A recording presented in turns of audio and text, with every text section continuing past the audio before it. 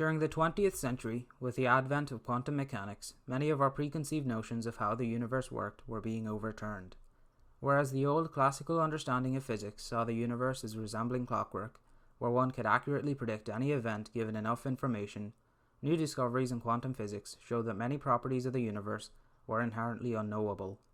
However, many physicists disagreed with this notion and instead presented arguments for why the mysteriousness of quantum effects was because quantum mechanics was an incomplete theory. One of the most famous of these was the EPR paradox, and it was only resolved decades later by the work of John Stuart Bell. Quantum mechanics state that particles behave both as waves and particles, and that the probability of finding a particle in a probability wave is equal to the square of the height of the probability wave at that point. One of the most famous aspects of the Copenhagen interpretation of quantum mechanics is Heisenberg's uncertainty principle. This asserts that there is a limit to the precision with which one can know the values of certain pairs of properties of a particle, called complementary variables. One pair of these variables is momentum and position. The more precision with which you know the position of a particle, the less precision with which you know its momentum, and the more precision with which you know its momentum, the less you know about its position. An intuitive way to think about it is by considering how in order to observe a particle, you must interact with it, for example, with a photon. But when a photon is reflected off the particle, it'll change the particle's velocity or position by giving it a push. Therefore, if you use this method to find its velocity, its position will be altered, and vice versa. This doesn't mean, however, that the uncertainty is necessarily caused by our measurements, an idea referred to as the observer effect, but rather this uncertainty occurs in any interaction between classical and quantum objects. The EPR paradox, formed by Albert Einstein, Boris Podolsky, and Nathan Rosen in 1935, was a thought experiment that sought to argue that, although useful in making predictions on quantum phenomenon, quantum mechanics was an incomplete description of physical reality. They believed that this was because quantum mechanics didn't take into account hidden variables that these particles possessed, which determined how they would behave. The argument goes like this. Suppose two identical particles are formed from the disintegration of a larger particle, such that they move off in opposite directions with the same velocity. Then, you can measure either the momentum or position of one particle by predicting the probability that any particular position or momentum is attained. Remember, you can't know both due to the uncertainty principle.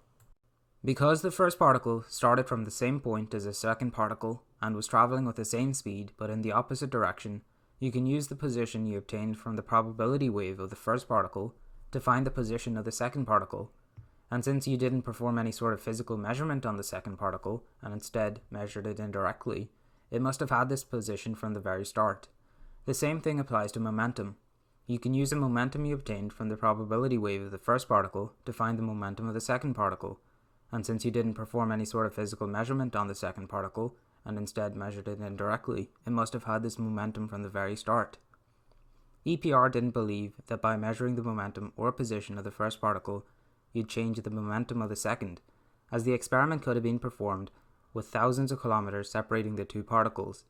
Since nothing can travel faster than the speed of light, and since the momentum or position of the second particle can be uncovered instantly by measuring that of the first, there could be no method by which the information that the first particle had been observed reached the other particle before its position was predicted.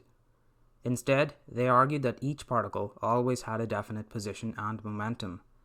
This contradicted the Copenhagen interpretation of quantum mechanics, which stated that a particle does not possess a definite value for either of those quantities until it's measured.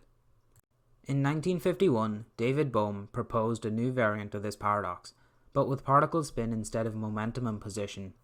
Spin describes the angular momentum of particles as it rotates about an axis. This shares a few similarities with both probability waves and the uncertainty principle.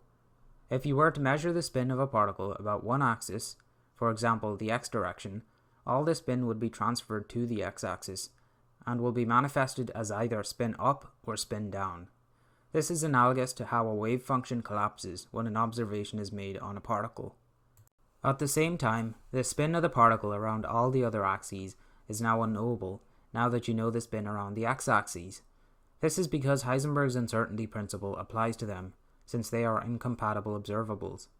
Now suppose there are two detectors opposite each other. Two particles, a positron and an electron, that are entangled are fired from a point equidistant from these detectors towards them. The positron will have a spin opposite to that of the electron around the same axes. If both detectors are tuned to detect the spin from each particle from the x direction, for example, then the probability of detector 1 finding the spin to be in any particular direction is 50%, similar to how you can only find the probability of a particle being at a certain point on a probability wave.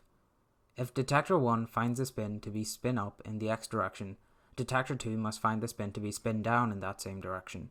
Because of this, a reading from detector 1 can be used to find the spin of the other particle without directly measuring it, and vice versa.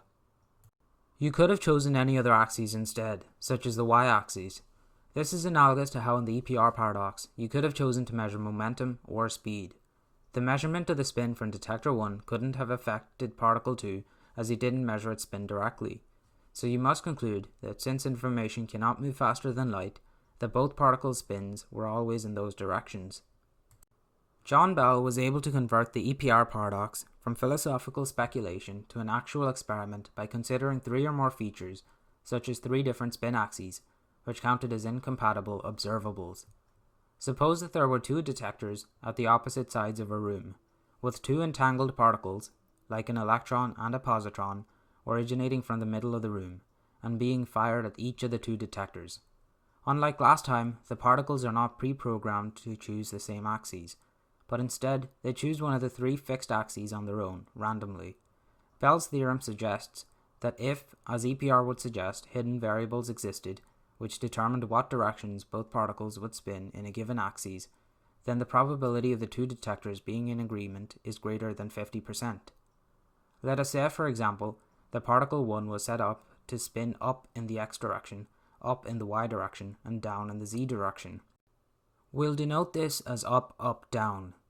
Then particle 2 will be down, down, up.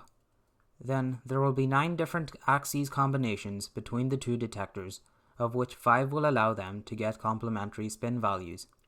The 9 values are xx, xy, xz, yx, yy, yz, zx, zy, and zz. In this list, xy simply means that the first detector detects along the x-axis, while the second detector uses the y-axis. Out of these, 5 will give us agreeing results: xx, yy, zz, xy, and yz.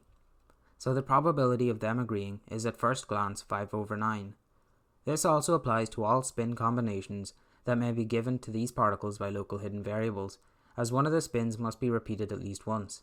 For example, down up down or down down up. Furthermore, if all the spin values given to the particles by these hidden variables are the same, for example up up up or down down down, then they'll be in accordance regardless of the axes randomly chosen. Therefore, if EPR was correct, they should agree more than 5/9 of the time. Experiments performed in the 1970s, and most famously by Olun Aspect, would show that these results would only agree 50% of the time, disproving the EPR theory. This was an extremely important result in our understanding of our universe. Although it didn't necessarily disprove the existence of hidden variables, it did suggest another amazing result, that the universe wasn't locally real. In the EPR paradox, the main argument was that the reason why both particles had both a predefined momentum and position was because it was presumed that the second particle could not be affected by the measurement of a property of the first. So in order for that information to be conveyed, that information would have to be traveling faster than light. Aspect's experiments show that when we measure the spin of an entangled photon, the other photon will be compelled into having a certain spin according to that of the first, regardless of their separation distance. This suggests that the world is either non-local, in other words, quantum entanglement allows for influences faster than the speed of light, or that the hidden variables EPR proposed do not exist, and that the realist theories of the universe are false, or even a combination of the two. What Bell's theorem and Aspect's experiments showed for certain, however, was that the universe was not locally real. Non-localism doesn't necessarily mean that special relativity is being violated, however. Non-localist theory suggests that the 2 particles, although spatially separate, are part of the same physical system. We can't control or even predict the outcome of the measurement of the particle's spin, and therefore no information is actually being transferred. What's truly remarkable about John Bell's accomplishment is that he was able to suggest a way to check the validity of the EPR paradox, a philosophical thought experiment using a physical experiment. All he had to do was consider a situation in which there were three or more complementary properties, such as spin around three axes. By doing this, he was able to lay the foundation for experiments that would teach us about fundamental properties of the universe that were previously thought unknowable.